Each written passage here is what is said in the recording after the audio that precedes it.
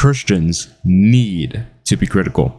This is the issue I see in how a lot of Christians conduct themselves. But it can be solved with some basic logical reasoning and action.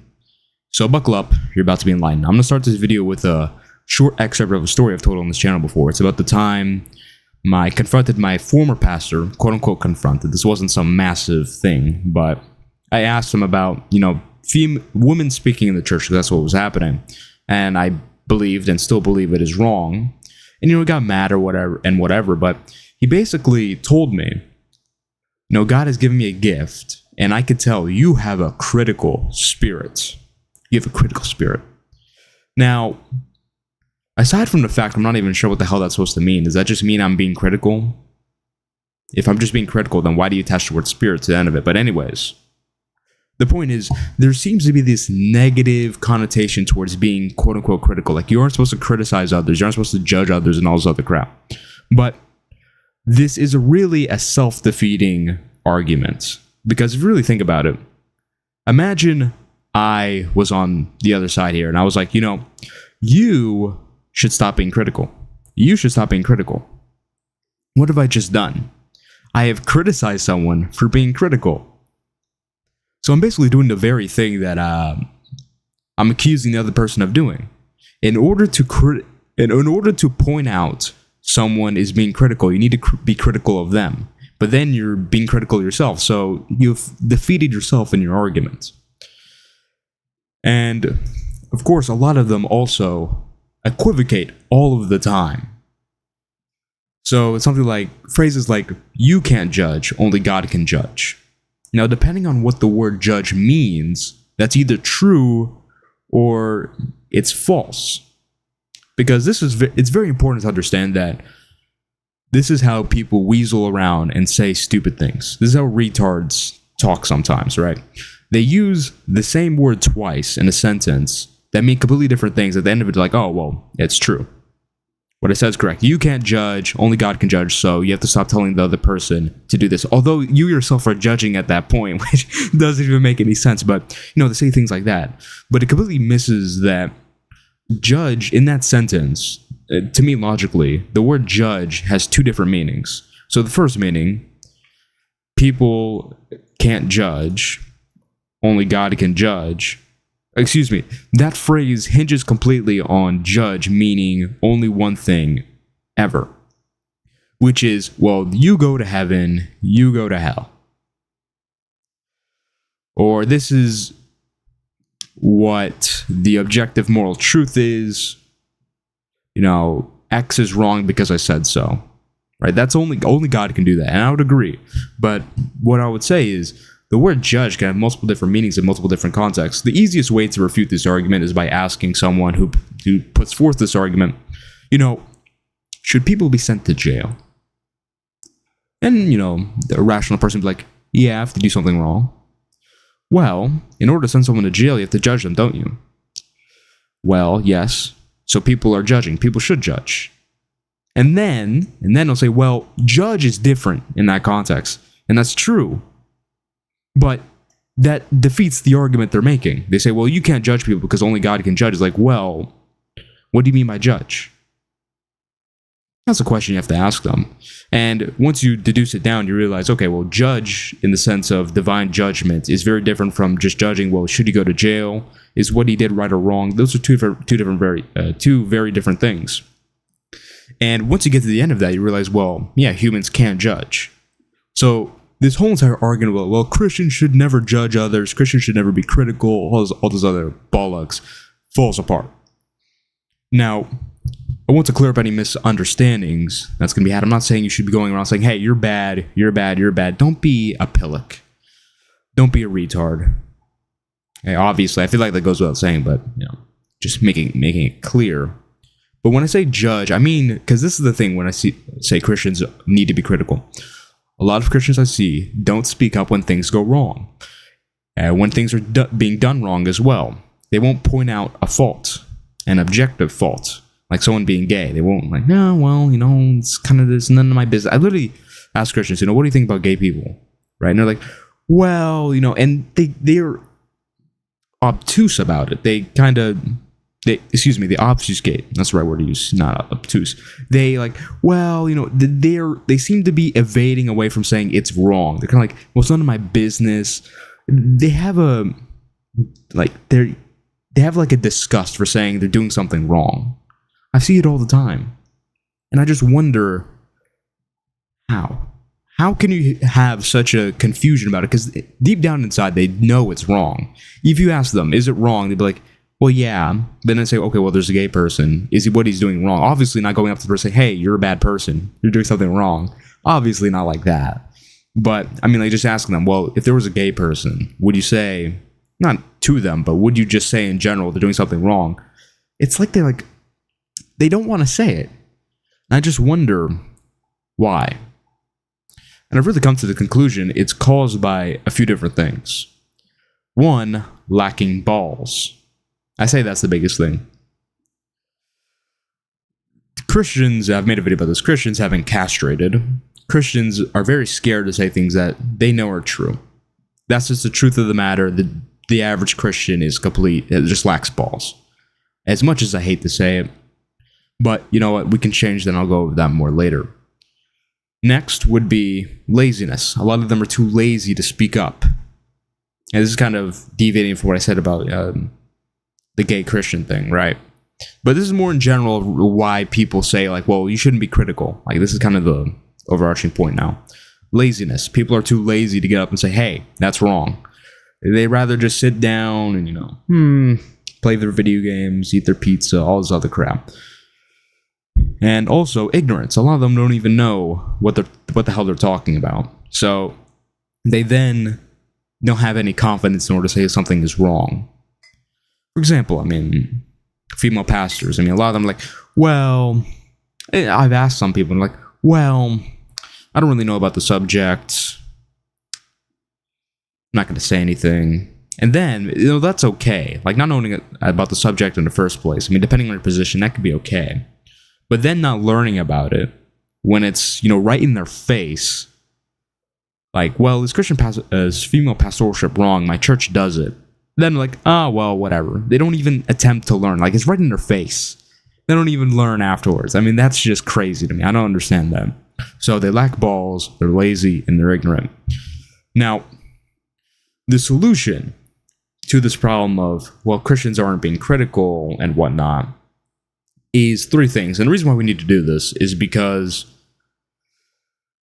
there's a big issue with this happening. There's a effect from this cause. Christians not being critical is a cause of the effect of society degrading. Because think about all the crap that has happened. Feminism, abortion, smashing of the patriarchy, all this other crap. This really started because Christians were, well, let's not be critical, guys.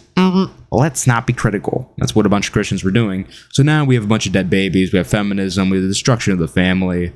We have countries being run to the ground. I mean, this is really all, for the most part, Christian men's fault. Because they just didn't speak up. They were being chemically castrated. They were being indoctrinated with a bunch of crap that made them think, well, let me not be critical. Let me fit in with the rest of the world, right?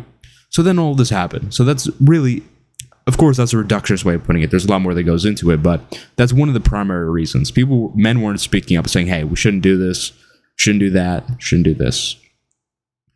So in order to reverse this, which is going to take a lot of time, but at least in your own life, to make a difference, you have to do these three things.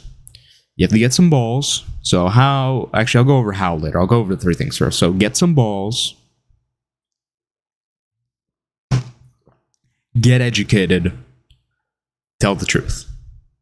Now, this is how it's done, all right? Your balls have to do with actually becoming a man. Look at women, male and female, woman and man. Which one has balls? Men. Okay, men are supposed to do the hard things. Men are supposed to do the things where it's like, okay, well, it takes a little courage in order to do this. It takes a little courage to tell someone they're doing something wrong, or say something is wrong, or say something that's against the grain, even if you think it's true. So first you need to get some balls. Because in order to stand for your beliefs, you need balls. Balls. All right, you gotta have balls. never ever. When I started this channel, I never thought I would say the word balls so much in one video, but we're gonna keep saying it. So, in order to get some balls, what you got to do is actually put yourself in positions where make yourself uncomfortable. So, I've talked about this in past videos. You can do exercises that there was forgot what book it was, but there's like a book going over stuff that secret agents do in order to get over their fear of like social anxiety and whatnot. So they would do things like lay down on the ground at some like place where a bunch of people were walking. They would just lay down on the ground, and they would fight the urge to conform to society and get up and stop looking so weird. They would go up to like a cash register and, you know, order in a funny voice like, "Hey, I would like to pay with my card for this Hershey's bar." You know, they would do stuff like that. And I don't know how they did that without just bursting out laughing, but they would do stuff like that in order to condition themselves to feeling, okay, you know, I don't want to do this because it's socially weird, it's socially awkward, but I'm going to do it anyways. And what this does, it allows you to be like, okay, it allows you to grab your balls and say, okay, this is going to be controversial. This is kind of, you know, socially,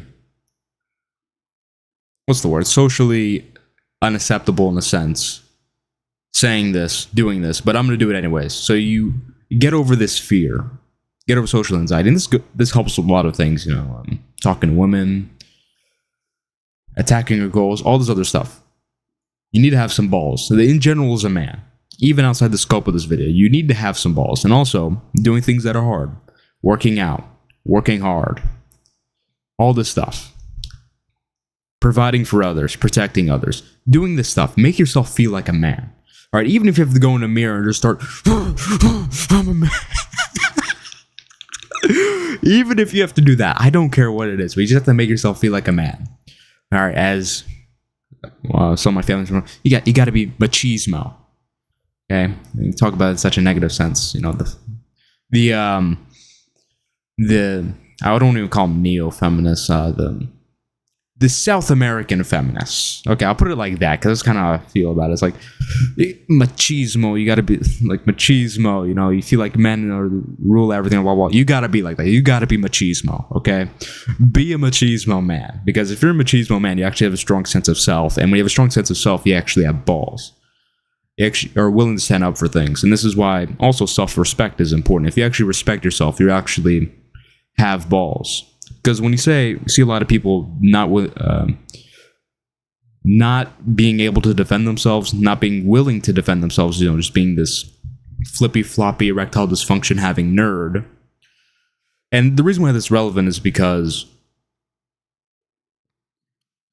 if you respect yourself, then by extension you're gonna have balls. And you have balls, you can be willing to tell the truth, which we can go over a bit more later.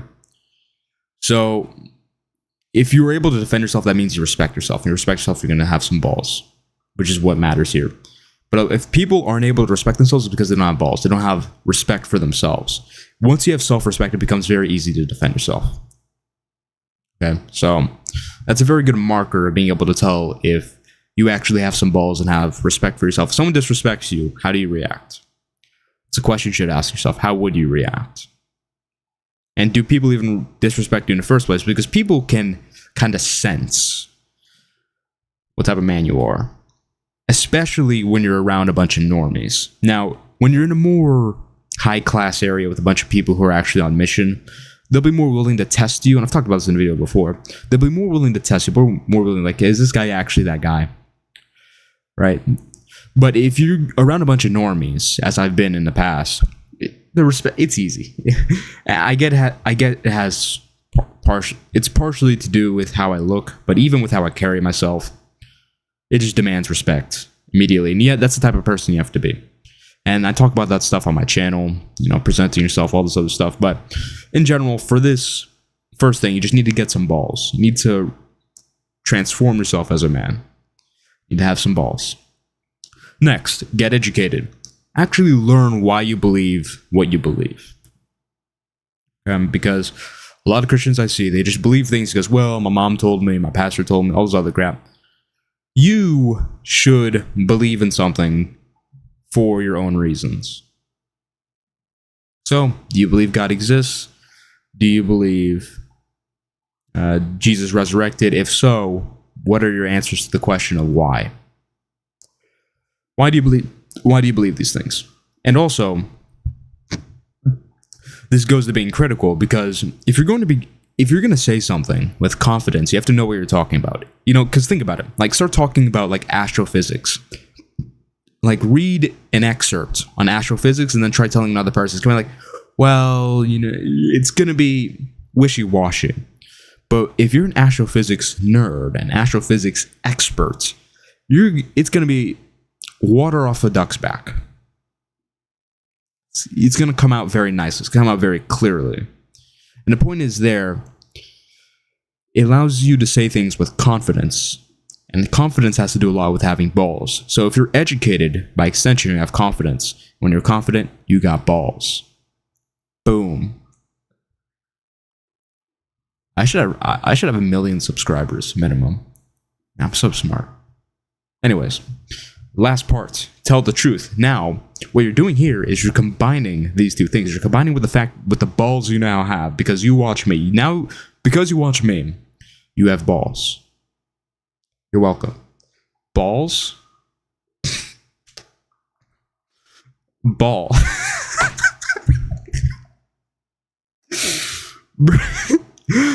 God, you're so immature. You keep laughing at the word balls. Balls are funny. Shut up. First, you gotta get some balls, right? And then you get educated. Now you tell the truth. Now realize all you need to do is just combine the two. Combine your balls with your education. And then telling the truth just comes out naturally. So I'm not even going to spend that much time talking about, like, well, how do you tell the truth? You just combine the two things I just told you about. Have some balls and get educated. When you have balls, you'll be willing to say the truth. When you're educated, you'll know the truth. Give me my millions of subscribers. I'm so smart. Anyways. So, the movement here is Build Back Christian Men. This is my whole thing. All right, this is our whole thing. I'm tired of seeing all these dumb things that Christians are doing. Yeah, oh, he said they're dumb. Maybe not. They're not dumb, but they're doing dumb things at the very least. Tired of seeing it. I think change needs to happen. I think with change will come many disciples, as Jesus told us to do before he left this earth. And it all has to do with starting with yourself, improving yourself. Working out, learning, all this other stuff. But not in exactly how like red pillars would say it. Because red pillars are disconnected with Christ in a way, because they don't follow the commandments. That's all about. Because the reason why I believe men should improve themselves is because I believe the Bible gives them commands too. You have to provide for your family, well, you got to make money. To protect your family, well, you have to be in shape and you have to know some physical combat, right? That's my way of going about it. So given that, I could give you a whole spiel right now, but I think you would be better served just watching videos stand alone on those topics. So check out the rest of my channel, subscribe, link in the description. See you in the next upload.